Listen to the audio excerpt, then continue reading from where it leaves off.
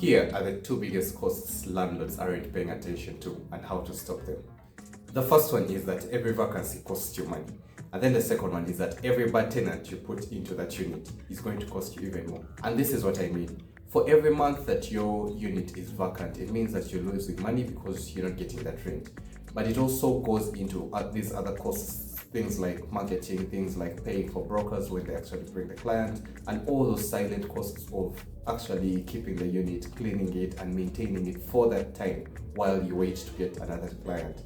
And then on the other part, the cost of having a bad tenant in is that first of all, your property gets depreciated even faster because they aren't taking care of it.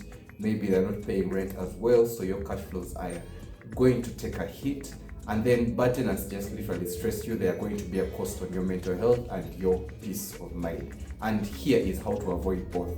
The first trick that I know that works very well is to just price your units competitively. So I'm not saying price so high, price so low, but make sure that you are judging what the market is offering, and then you are able to come in at that price that is going to attract the best tenants and also keep them for the long term. And then the next one is to actually screen your tenants wisely. So actually do a thorough background research, do an employment record background, do a credit check, or find these ways to ensure that you know their financial standing and make sure that they are able to cover their rent well, such you know you're not going to have issues with payment of rent.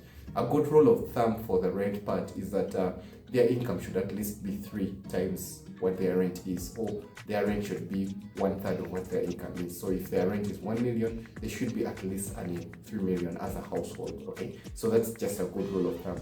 And then number 3, and not very easy for everyone to do, is to manage maintenance responsibly. So to attract the right people, number 1 is the first step, and then to keep them in the long term. So once you attract the right people and then you keep them in the long term, you are avoiding the cost of having a bad tenant in, and also the cost of having your unit vacant, because you have a long-term client that is paying well, that is responsible, that is taking care of your unit, and you're just a generally happy client. So those are the 2 ways I know landlords are bleeding money without actually realizing it, and they could all be avoided if you just price your units competitively, you screen your tenants wisely, and manage maintenance requests responsibly.